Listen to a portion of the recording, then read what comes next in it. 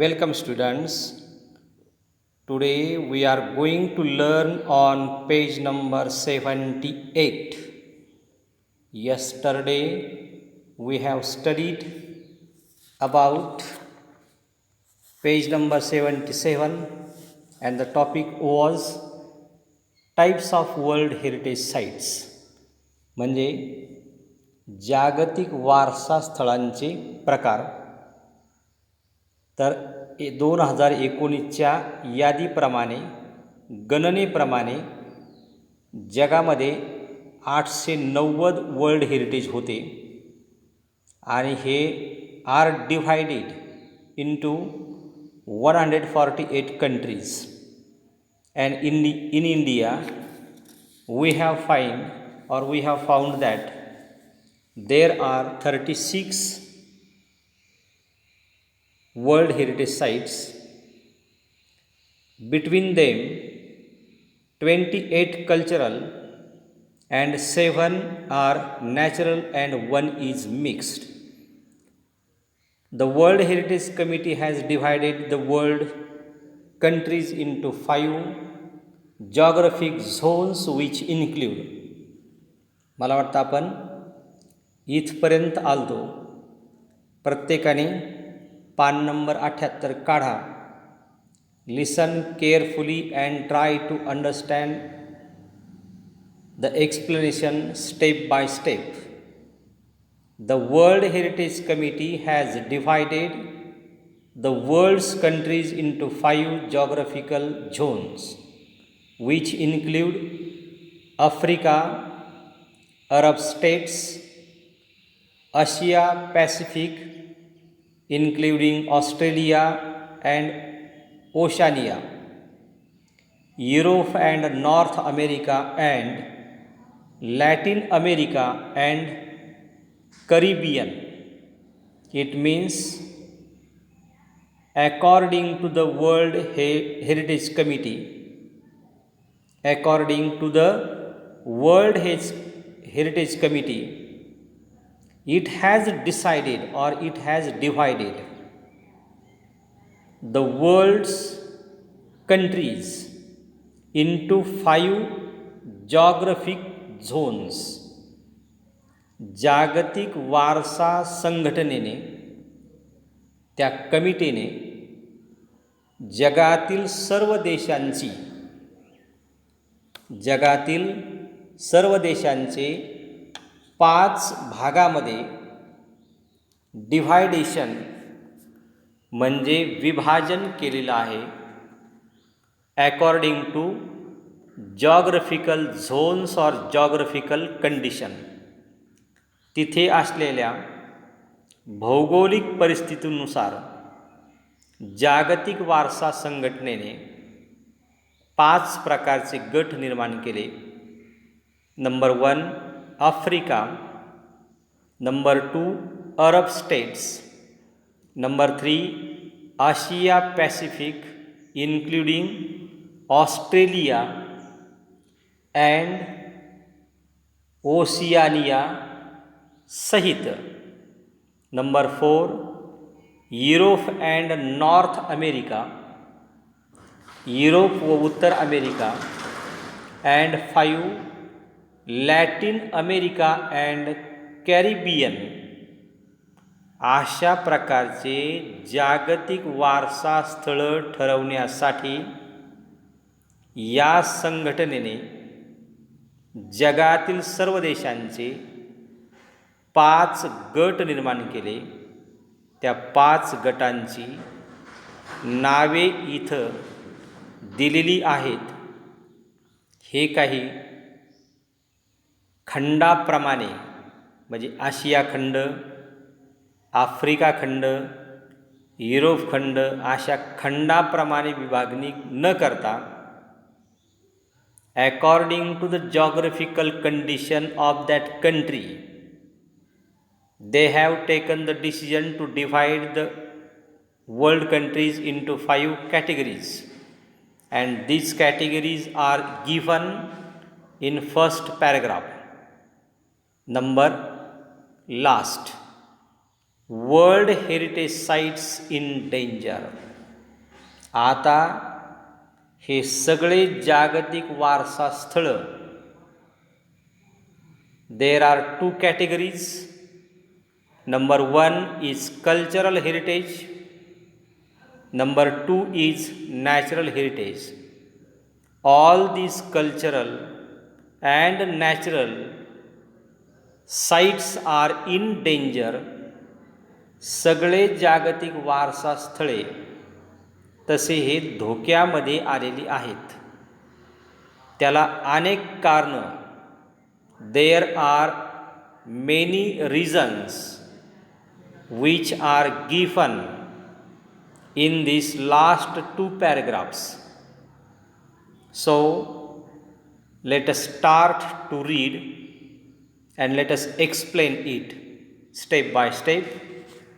Like many natural and historic cultural sites around the world, many World Heritage Sites are in danger.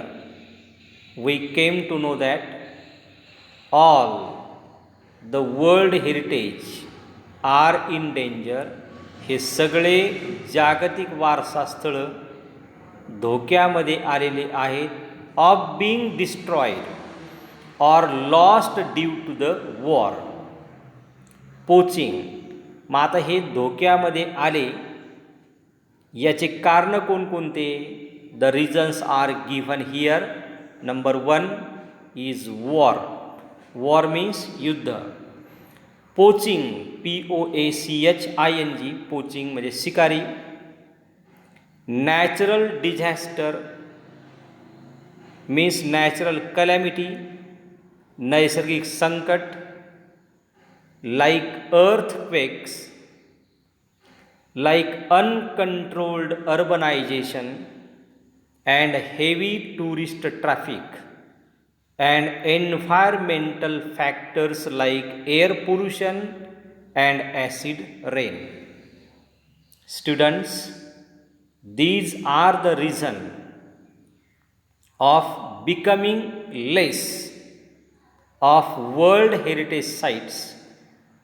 They are war, नैसर्गिक संकट, मोठमोठे भूकंप, uncontrolled urbanisation, विस्तारित पावणारे मोठमोठे शहरं, त्या शहरीकरता लागणारे जंगलतोड, डोंगरांची खडी मोठ्या प्रमाणात काढणं, आसलेले ओढे नाले सपाट करणं, अशा अनेक कारणांमुळं जागतिक वारसा स्थळं हे धोक्यामध्ये आलेले आहेत. So also heavy tourist traffic and environmental factors like air pollution. This is the main factor which is responsible for destroying the World Heritage Sites. या वर्ल्ड हेरिटेज साईटला नष्ट करण्याकरता जो मोठा फॅक्टर आहे तो आहे एअर पोल्युशन, हवेचं वाढलेलं प्रदूषण. यामुळं हे सगळे जागतिक वारसा स्थळं धोक्यामध्ये आलेली आहेत. So also there is acid rain and world heritage sites that are in danger are inscribed on the separate list of World Heritage Sites in danger, which allows the World Heritage Committee to allocate resources from the World Heritage Fund to that site. मग अशा प्रकारचे जागतिक स्थळं जे धोक्यांमध्ये आलेले आहेत, अशा जागतिक वारसा स्थळांना पुन्हा आपल्या भाषेमध्ये रिपेअर करण्यासाठी, दुरुस्त करण्यासाठी जागतिक वारसा निधीमधून अशा स्थळांना आर्थिक पुरवठा आणि वस्तूंचा पुरवठा केला जातो. आणि मग केल्यानंतर तो भाग ज्या देशामध्ये येतो त्या देशाने याचं शुद्धीकरण करणं आवश्यक असतं. त्याचबरोबर इन ॲडिशन त्याशिवाय या स्थळांचे संरक्षण आणि जीर्णोद्धार करण्यासाठी अनेक प्रकारच्या उपाययोजना केल्या जातात. In addition different plans are put into place to protect and or restore the sites. नुसता आर्थिक पुरवठा करून चालत नाही, तर त्याचबरोबर वारसा हक्क स्थळं जे नामशेष होण्याच्या मार्गावर आहेत त्यांचं पुन्हा एकदा जतन करण्यासाठी to restore the site, RESTORE, restore means पुन्हा जतन करणे. If however a site loses the characteristics which allowed for it to be originally included on the world heritage list. एवढा प्रयत्न करूनही जर ते वारसा स्थळ धोक्यात आलंच आणि जो क्रायटेरिया, जो निकष होता, हा निकष जर त्याला आता लागू राहिलेला नाही, म्हणजे ते नामशेष झालं असेल, तर जागतिक वारसा समिती या ठिकाणाला आपल्या यादीमधून डिलीट करून टाकते. नव्हे, they remove from the list of world heritage sites. ते आपल्या यादीमधून त्याला कमी करून टाकतात. And it can choose to delete the site from the list. To learn more about the world heritage sites, visit the world heritage centres website at whc.unesco.organization. या वेबसाईटवरती जाऊन तुम्ही जागतिक वारसा स्थळे कोणकोणते होते, कोणकोणते आहेत आणि नामशेष होण्याच्या मार्गावरती कुठली ठिकाणं आहेत, तर हे तुम्हाला सविस्तर पाहता येईल. या पद्धतीने हा भाग बहुतेकांना समजला असेल असं गृहीत धरून पहिल्यांदा आपण वारशांचे विश्वामध्ये इंट्रोडक्शन पाहिलं. त्याचबरोबर जागतिक वारसा स्थळांचा इतिहास means history of world heritage sites. त्यानंतर द वर्ल्ड हेरिटेज कमिटी, जागतिक वारसा समिती पाहिली. त्याचनंतर becoming a world heritage site, जागतिक वारसा स्थळ, type of world heritage site, हे जागतिक वारसा स्थळ कसं ठरवलं जातं, त्याचे प्रकार, types of world heritage sites. आणि शेवटचा प्रकार पाहिला world heritage sites are in danger. हे सगळे धोक्यामध्ये आलेले आहेत. हा भाग पान नंबर 75, 76, 77 आणि 78 पान नंबर आता आपण पाहिलेला आहे. नीटनेटकं समजावून घ्या, स्पेलिंग पाठ करा, मराठी ट्रान्सलेशन वाचा, गाईडमधला जो एक भाग कोणता तरी निवडा, त्यामध्ये A1, A2, A3, A4 आणि A5 एक वर्गपाठ नमुना म्हणून लिहा आणि बाकीचे वर्गपाठ नुसते वाचून घेऊन समजून घ्या. अभ्यास केल्याशिवाय गत्यंतर नाही.